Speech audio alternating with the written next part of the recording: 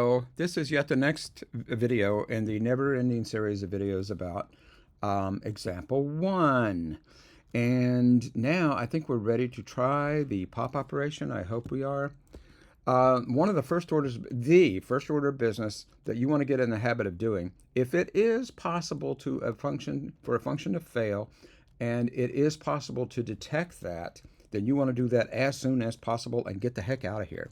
In other words, in this particular case, if the stack is empty, if top equals 0, that's one way.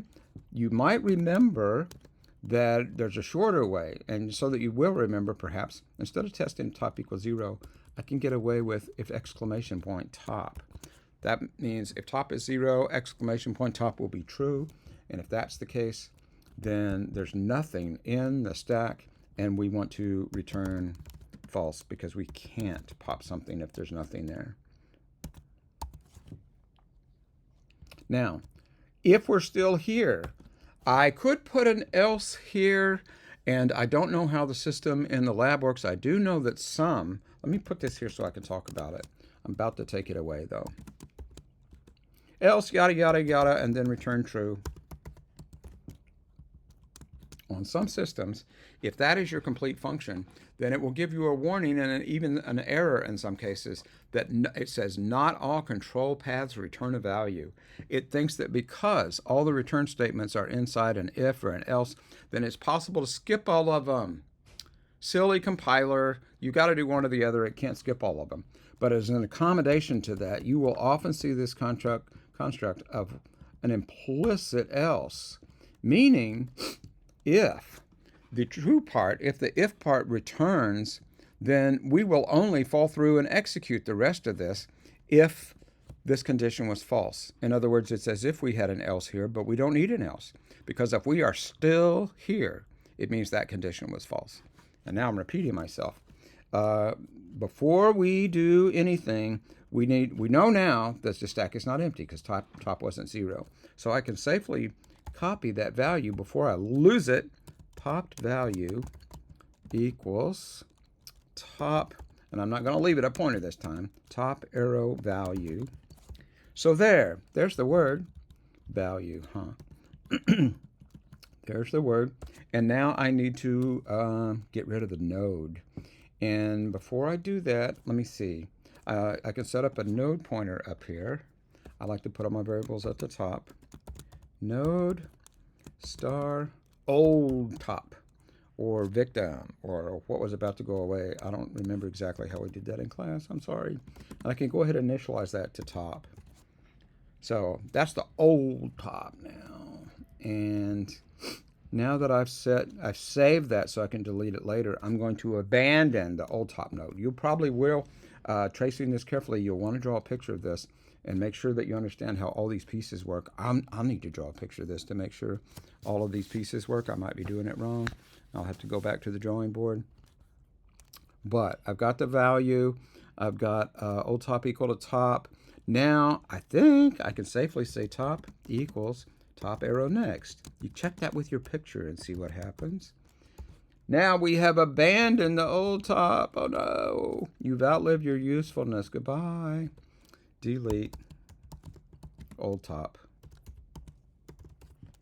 Ageist.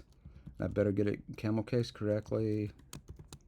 But once you get old, they do bad things to you. There's just no way to avoid it.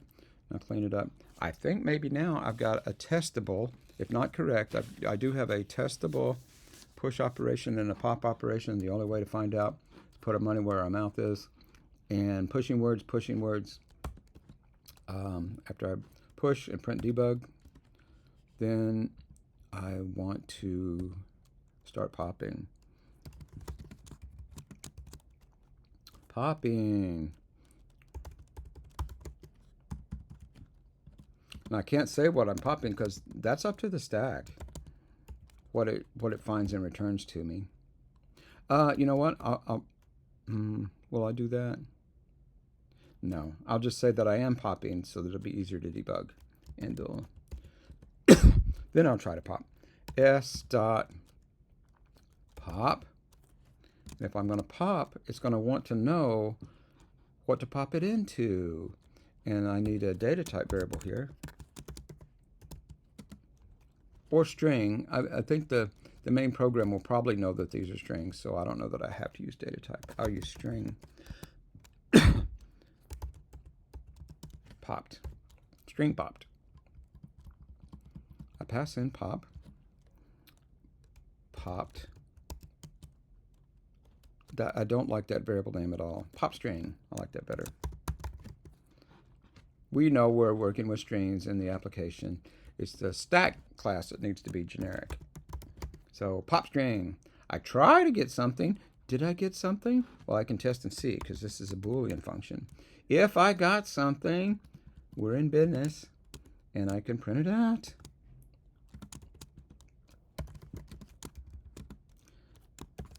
Got, what did I got? I don't know. Got pop string.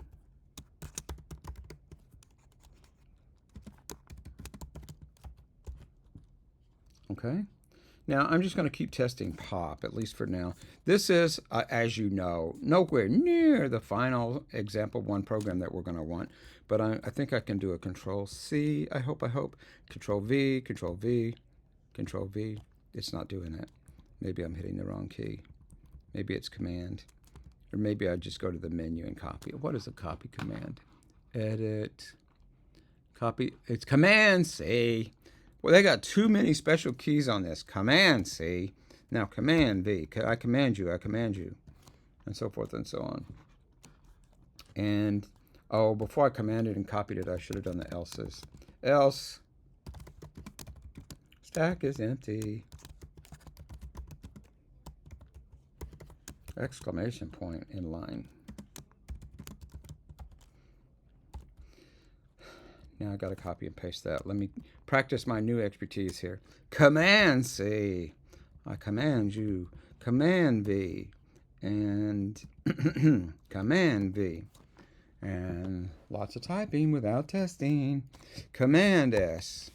Except I want to save all, and I don't remember the contortions I got to go through for that.